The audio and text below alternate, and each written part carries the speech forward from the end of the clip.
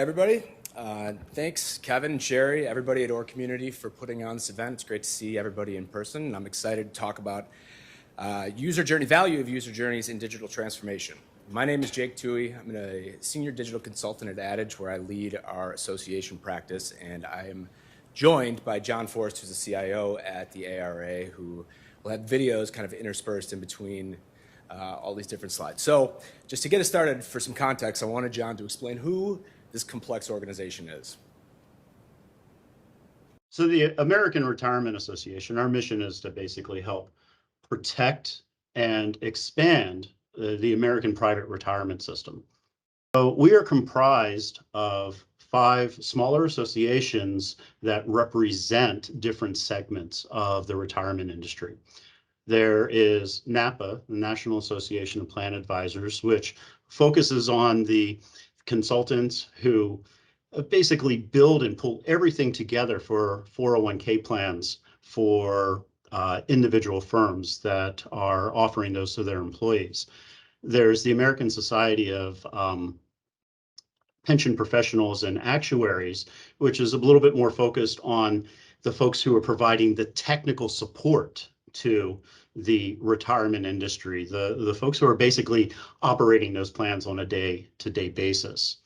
There is a subset of ASPA, ASEA, the American Society of Enrolled Actuaries, which represents the actuaries who are part of the management of those programs.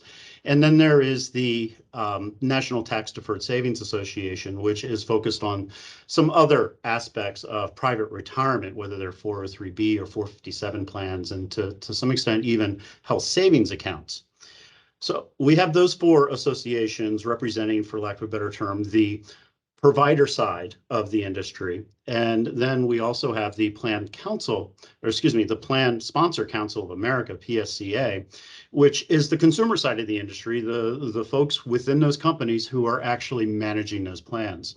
So you can imagine that's an awful lot of different perspectives that we're trying to pull together and serve up through some common services. So there's some rather unique challenges there in making sure that we're putting things in front of folks that they actually want to see based upon the perspective that they're coming to us from. So these are, in general, individual relationships, and these are members that come to consume content, to attend events, to seek credentials, and to participate in advocacy activities. And these are all one-to-one relationships. So with the one-to-one relationships, user centricity is really important. I'm going to let John talk a little bit more about that. Taking the step back and looking at the digital transformation, so much of it winds up being driven by how folks expect nowadays to interact with anything that happens online. And for those of us that are out there in the small and the medium-sized business space, quite frankly, Amazon and LinkedIn and Facebook have ruined it for the rest of us from an interaction standpoint, because they wind up creating these gold standard personalized experiences that somebody goes to that platform and by some miracle, they're finding exactly what they're looking for being served up to them, even though they didn't know that they were looking for that. And that has raised the expectations in the consumer segment everywhere for how they want to interact with any service that they purchase. So taking that step back, when you're looking at bringing everything online and you're looking at making the most of technology, a lot of it comes down to, well, it's making the most of technology in such of a way that it's actually to the benefit of the person who is coming to consume that technology, to consume those now digital products and services, and to make it as easy and effective and as complete as possible, so that they want to come back for more. Which is something that they've done certainly at Amazon and eBay and LinkedIn, Facebook. I mean, it's named a platform, and it's like, okay, those are the expectations which now all of us are being held to, and they're all very user-centric in their approaches. So we find that associations are generally very good at talking about themselves, why they do good work, why you should be a member, but they usually rely on things like surveys or sentiment in order to make decisions, and they're not taking into account the member or the user's point of view. which is really important. So we get through that and we're talking about personas, and there's a lot of personas at the 5 different organizations. So you have to prioritize them. So how do you start? Because you have to start with somebody. A lot of it is, gets down to just tough back and forth conversation with folks about, okay, what's actually important? And where are we getting, for lack of a better term, the most bang for the buck? But what are the largest groups of users that we have out there that have common interests that are our base, or again, are a very large group of users that we want to say, no matter what we do, we take care of these folks. But it's also a matter of going out there and looking for not necessarily the largest groups, but also looking for personas that are highly influential or impactful groups. So one of the things that we're looking at on the ARA side is not just how individual retirement professionals consume things, the different products and services that we offer differently, but since we have these relationships with firms where somebody's signing a big check on an annual basis, or we've got folks on the side of those companies who are managing now membership lists.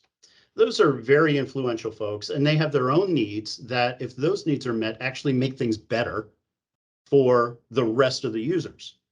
So taking a deeper dive and saying, okay, well, this is a really important group because if we solve this problem here, then it prevents problems elsewhere. Or they're really influential in terms of helping us grow our relationship further within that firm. And that may not necessarily be on a per user basis the most profitable way of doing it, but ultimately it translates into better engagement because, again, we're giving people in the right position what they need in order to fulfill those positions. So if you were to look at the ARA's website or any of the sister organizations' websites, you'd see that you can basically apply to be some variation of an individual member or a firm or partner or corporate member. But as we went through these exercises, we found exhibitors, advertisers, researchers, media, and regulators as other personas that had to be taken into account. But since we were talking about being member-centric just a minute ago, we created these personas based on some criteria that John just talked about. And some of the main things we want to know, just demographic information, personality, trade information, the best ways to approach a member, and what their day-to-day life looks like. So from personas, you go to user journeys. And I wanted to talk to John about the importance of both and how we handled that. I think it is critically important to get inside of the head of those personas and those users. I mean, it's easy to go out there and have a bunch of focus groups and just ask your members, ask your users, ask your constituents, okay, what do you want? But a lot of times what that is, from my perspective, what you'll see is really just incremental improvements, where if you put the effort into developing those personas, it kind of gets you into this mindset of getting inside of the head of the person that you are trying to meet their needs. And that forces you to synthesize all of the things that you've heard from various and sundry places. And often that can lead you to, as you're looking at these things, come up with some insights that solve problems or create unique solutions that otherwise might not have been apparent, especially if you were just relying only on focus group data, because nobody directly asked for that previously. But because you're making that investment in really understanding what's important to people, and how they interact with you, and if you were in their shoes, how would you want it to work? That's where that really directly translates into a much better overall experience. And it also, by doing that, helps weed out some of the noise that you might get from, let's say, squeaky wheels. Personas are really a means to an end, which is user journeys, because user journeys expose those points of friction that we need to know about in order to improve the experience. So I'm going to walk through a few of the different user journeys. There's 3 main sources of revenue for the ARA. Credentialing is one of them, but when we went through the user journeys, we found that things were too complex, too manual, data was poor, and the integrations were poor. And it was tough to just apply to be a member. Another 30% of the revenue is events. And we found event registration was difficult. It was impossible in some cases to register multiple people for an event. The pricing tiers are confusing, and even logging in was an issue. And then I'll walk through two of the bigger sister organizations. For ASPA, creating an account was impossible. Applying for membership was tough. Completing the membership training was sometimes not even available. And renewals were too manual. And finally, with NAPA, entering the membership journey was even tough. Creating firm partners, and some of the members didn't even know that they were members. So if they were signed up by a firm partner, they didn't even know, they didn't know the benefits. And then finally, there was no self-service. So when we're developing these user journeys, I wanted to understand from John's perspective what the most important things to focus on were. Start with the end in mind. The people are coming to you, or you may be reaching out to them and so forth. There's an objective that's out there, and ideally it should be a shared objective between the person that you're trying to reach out to and give them exactly what they want when they want it, and make it as easy as possible for them to make that decision and to then get and access your products and services, and then want to come back for more. So thinking about, okay, what am I trying to achieve? What are they trying to achieve? And then looking at all the steps along there and say, okay, how can we make it as easy as possible for them to get to this endpoint?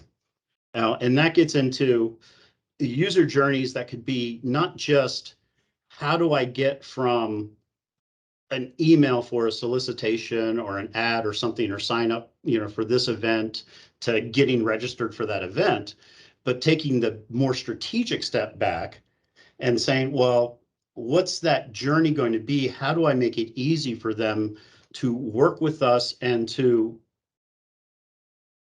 enjoy greater value from us over a much longer period of time? And what is that long-term journey of creating a relationship with those members, with those users? And what can I do to actually help them along in that relationship so that I'm constantly adding value to that, so that we're the last thing that they want to give up? So I wanted to share some stats about making it easy. 74% of people are likely to switch brands if it's tough to buy something. 51% of customers will never do business with somebody after one bad experience. But on the flip side, 93% of customers are likely to repeat if you have remarkable service. So actually, Tiffany kind of just touched on this in her presentation, but associations typically have some brand loyalty built in, but they make decisions based on this. Like, who's heard this before? It's the way we've always done it. But one of our key findings during these exercises was that younger generations won't have the tolerance for all the ways associations are structured today. And as John said, you can blame these guys, because they've created that expectation. So I wanted to know from John, as the CIO of the ARA, how are we going to use user journeys to transform the member experience digitally?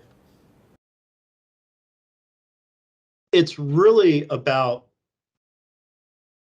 getting people from here to there as quickly and as efficiently, as possible, so that for whatever reason, they're coming to us, they're getting where they want to go in as few as clicks possible. And I believe I saw, it was a while back, I saw a stat that if somebody comes to your website and has to click more than 2 times, you're going to lose more than half of them. So really understanding that journey and how, at least on those especially transaction level things of how to get somebody from here, to there and through the process.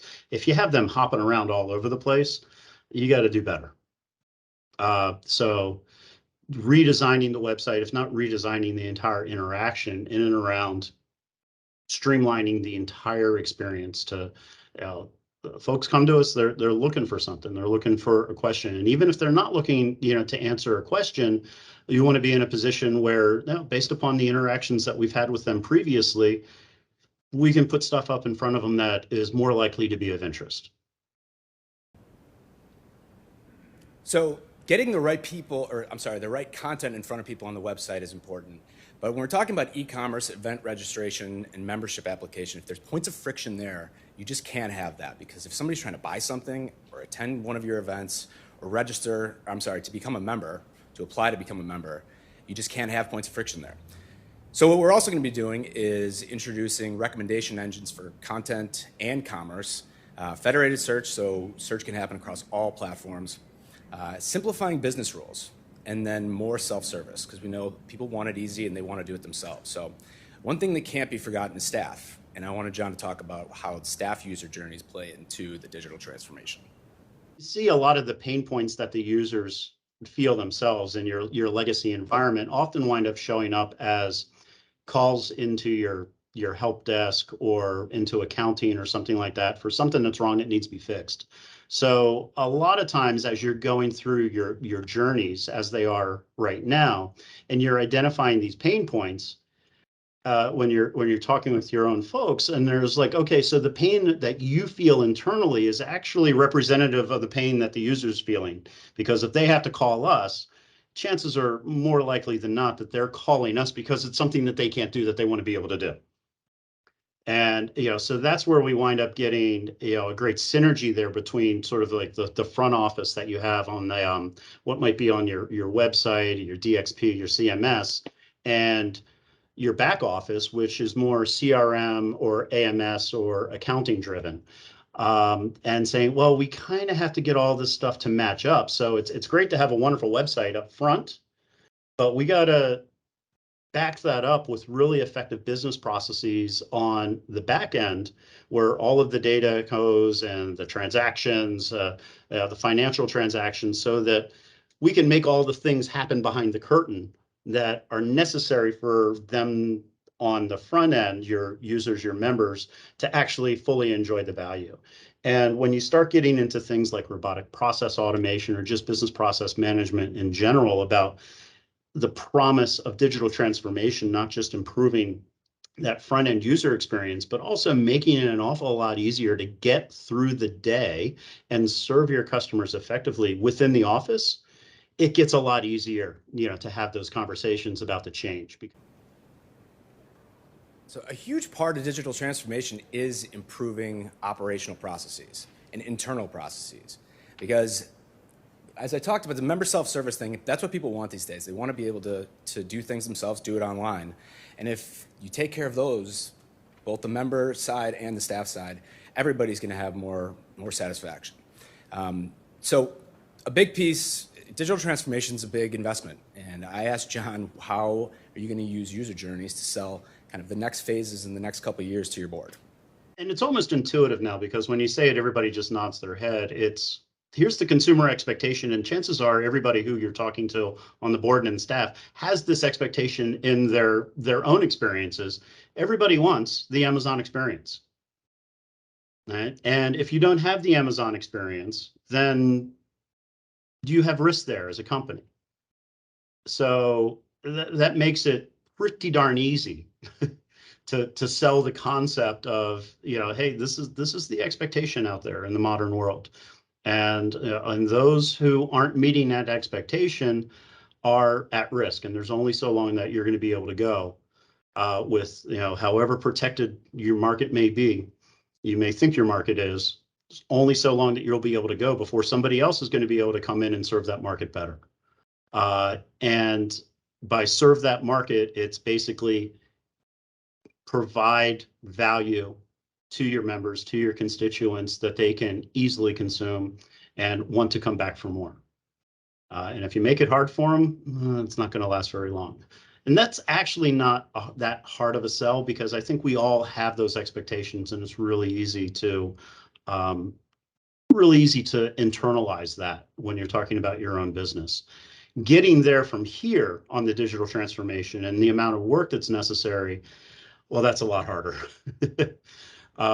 Because especially as you're dealing with, with legacy systems and or legacy business models, and so forth, you have to have a lot of conversations, and you have to have and you're going to have a lot of really difficult conversations about changing things. And that's really another area where understanding the users, understanding personas and journeys can help you, because you can use that as a crucible in helping make business decisions when you are having those tough conversations about what to do versus what not to do as you're going through your digital transformation effort. So we talk about kind of three main stages of digital transformation. And the first two, customer experience and operational process, those are really based around improving the existing business. Changing the business model and coming up with new revenue models. You have to do the first two before you can get to that. But that, to achieve digital transformation, it has to be all three, and it has to be in sequence, really. So I wanted to talk to John just to wrap this up real quick in the last couple slides. I wanted to know how to get started from his perspective with a digital transformation effort. So I think as you get into your digital transformation, I think it's really important not to rush it. Because when you're talking about digital transformation, you're talking about actually transforming your business.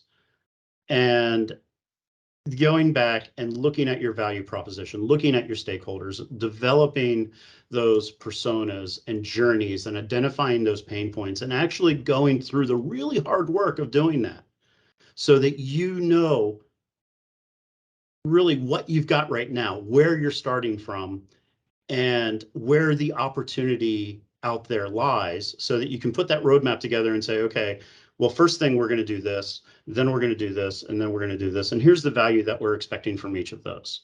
The last thing you want to do is just say, well, I'm just going to go out and buy a new system and just do it, because that's not the way this works.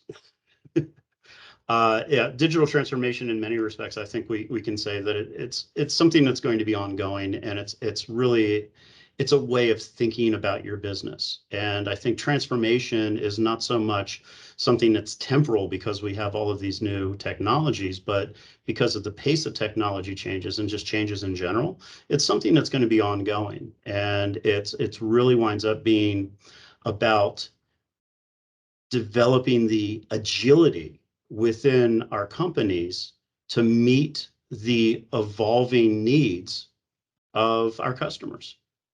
And that's not something that you can really short circuit. So we talk about, with all projects, but especially with digital transformation, establishing a strong vision is the most important piece. You have to understand who you're serving, what are their needs, coming up with new ideas on how to serve them, and then delivering on ideal experiences. So I know that was a lot pretty quickly. I would love to talk to anybody about any questions you might have about what I just presented. I want to thank everybody. Thank you, Kevin and Sherry, again. Please stop by our booth. I'm happy to connect with anybody. Thanks, Sherry.